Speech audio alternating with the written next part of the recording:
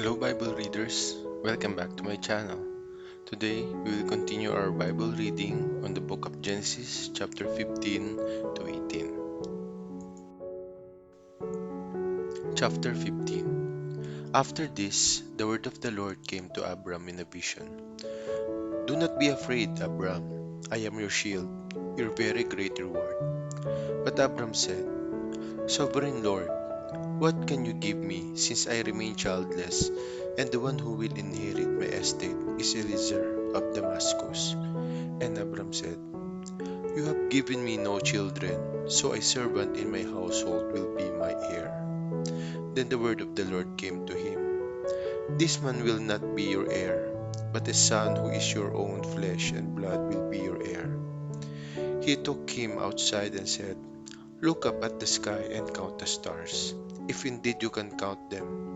Then he said to him, So shall your offspring be. Abram believed the Lord, and he credited it to him as righteousness. He also said to him, I am the Lord who brought you out of Ur of the Chaldean to give you this land to take possession of it.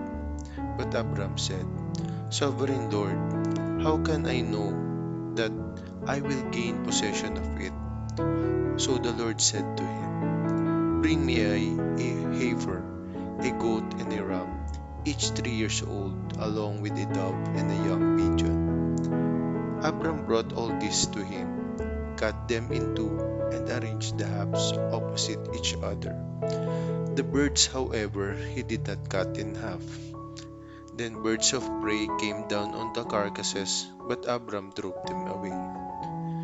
As the sun was setting, Abram fell into a deep sleep, and a thick and dreadful darkness came over him. Then the Lord said to him, Know for certain that for 400 years your descendants will be strangers in a country not their own, and that they will be enslaved and mistreated there. But I will punish the nation they serve as slaves, and afterward they will come out with great possessions. You, however, will go to your ancestors in peace and be buried at a good old age. In the fourth generation, your descendants will come back here, for the sin of the Amorites has not yet reached its full measure. When the sun had set and darkness had fallen, a smoking firepot with a blazing torch appeared and passed between the pieces. On that day, the Lord made a covenant with Abram and said, To your descendants I give this land, from the Wadi of Egypt to the great river, the Euphrates, the land of the Kenites, Kenizzites, Kadmonites, Hittites, Perizzites, Rephaites, Amorites, Canaanites, Girgashites, and Jebusites. Now Sarai, Abraham's wife, had borne him no children, but she had an Egyptian slave named Hagar. So she said to Abram, The Lord has kept me from having children. Go, sleep with my slave. Perhaps I can build a family through her. Abram agreed to what Sarai said. So after Abram had been living in Canaan 10 years, Sarai his wife took her Egyptian slave Hagar and gave her to her husband to be his wife. He slept with Hagar and she conceived. When she knew she was pregnant, she began to despise her mistress. Then Sarai said to Abram, You are responsible for the wrong I am suffering. I put my slave in your arms, and now that she knows she is pregnant, she despises me. May the Lord judge between you and me. Your slave is in your hands, Abram said. So do with her whatever you think best. Then Sarai mistreated Hagar, so she fled from her. The angel of the Lord found Hagar near a spring in the desert. It was the spring that is beside the road to Shur. And he said, Hagar, slave of Sarai, where have you come from and where are you going? I'm running away from my mistress, Sarai said. Then the angel of the Lord told her, Go back to your mistress and submit to her. The angel added, I will increase your descendants so much that they will be too numerous to count. The angel of the Lord also said to her, "You are now pregnant, and you will give birth to a son. You shall name him Ishmael, for the Lord has heard of your misery. He will be a wild donkey of a man. His hand will be against everyone, and everyone's hand against him, and he will live in hostility toward all his brothers." She gave this name to the Lord who spoke to her. "You are the God who sees me," for she said, "I have now seen the one who sees me." That is why the well was called Bir Lahai Roy. It is still there between Kadesh and Ber. So Hagar bore Abram a son, and Abram gave the name Ishmael to the son she had born. Abram was 86 years old when Hagar bore him Ishmael. When Abram was 99 years old, the Lord appeared to him and said, "I am God Almighty.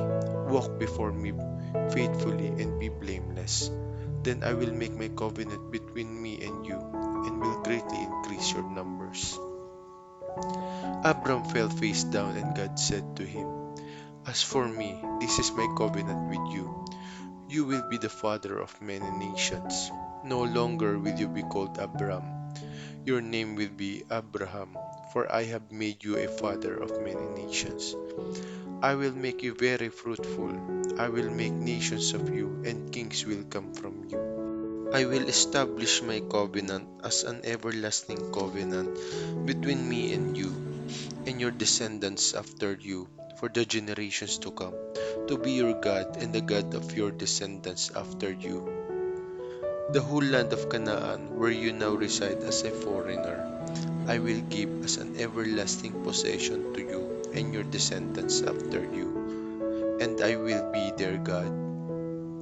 Then God said to Abraham, "As for you, you must keep my covenant, you and your descendants after you for the generations to come. This is my covenant with you and your descendants after you, the covenant you are to keep. Every male among you shall be circumcised. You are to undergo circumcision, and it will be the sign of the covenant between me and you. For the generations to come, every male among you who is 8 days old must be circumcised, including those born in your household or bought with money from a foreigner. Those who are not your offspring, whether born in your household or bought with your money, they must be circumcised. My covenant in your flesh is to be an everlasting covenant.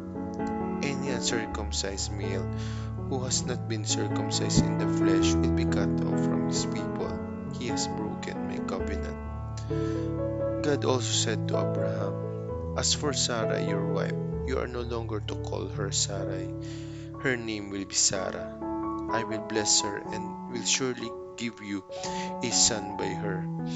I will bless her so that she will be the mother of nations. Kings of peoples will come from her." Abraham fell face down. He laughed and said to himself, "Will a son be born to a man 100 years old? Will Sarah bear a child at the age of 90? And Abraham said to God, "If only Ishmael might live under your blessing." Then God said, "Yes, but your wife Sarah will bear you a son, and you will call him Isaac. I will establish my covenant with him as an everlasting covenant for his descendants after him. And as for Ishmael, I have heard you.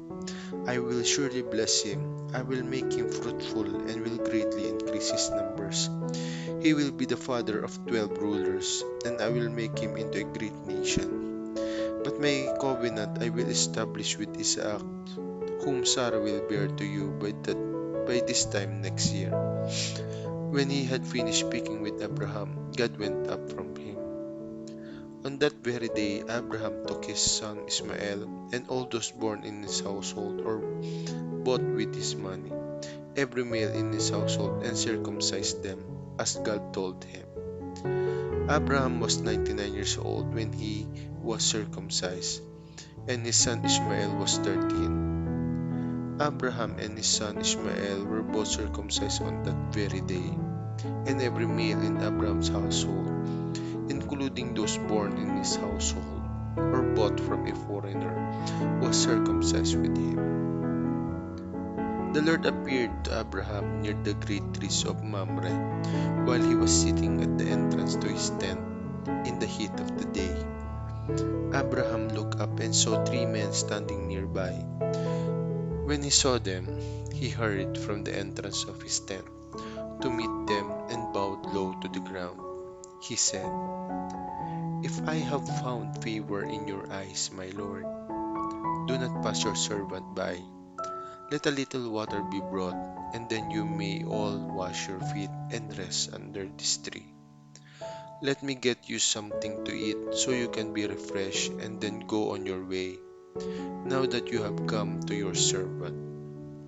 "Very well," they answered, "do as you say." So Abraham hurried into the tent to Sarah. "Quick," he said, "get 3 seahs of the finest flour and knead it and bake some bread."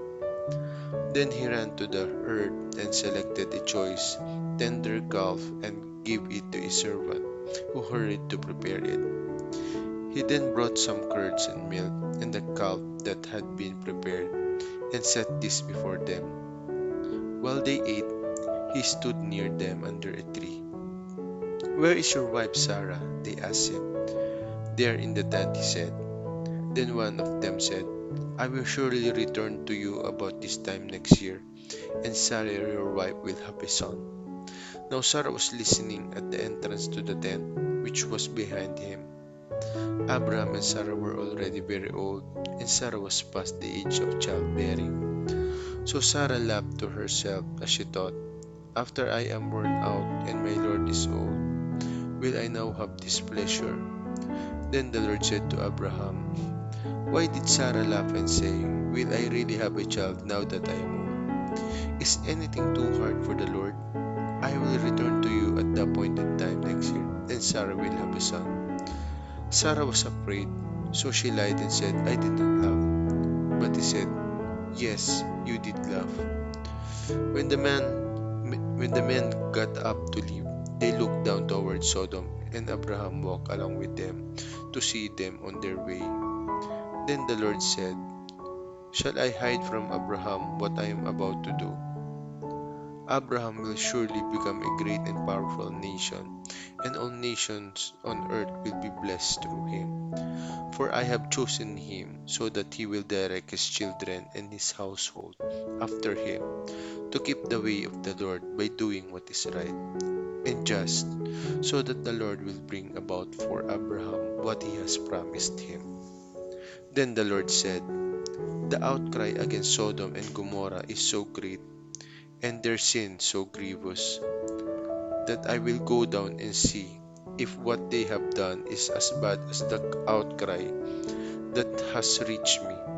If not, I will know." The men turned away and went towards Sodom, but Abraham remained standing before the Lord. Then Abraham approached him and said, "Will you sweep away the righteous with the wicked? What if there are 50 righteous people in the city? Will you really sweep it away and not spare the place for the sake of the 50 righteous people in it? Far be it from you to do such a thing, to kill the righteous with the wicked, treating the righteous and the wicked alike. Far be it from you. Will not the judge of all the earth do right?" The Lord said, "If I find 50 righteous people in the city of Sodom, I will spare the whole place for their sake." Then Abraham spoke up again, "Now that I have been so bold as to speak to the Lord, though I am nothing but dust and ashes, what if the number of the righteous is 5 less than 50? Will you destroy the whole city for lack of 5 people? If I find 45 there," he said, "I will not destroy it." Once again he spoke to him, "What if only 40 are found there?" He said, "For the sake of 40, I will not do it." Then he said, "May the Lord not be angry, but let him speak. What if only 30 can be found there?" He answered, "I will not do it if I find 30 there."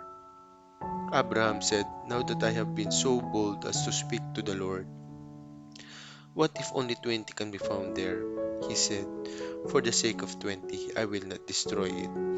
Then he said, may the Lord not be angry, but let us speak just once more. What if only 10 can be found there?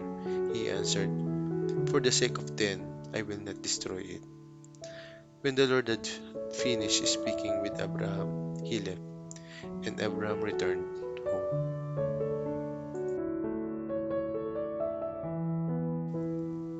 Thank you for watching. See you in the next chapter. If you like this video, please hit thumbs up, and to support my channel, please subscribe and share this video. Thank you and God bless.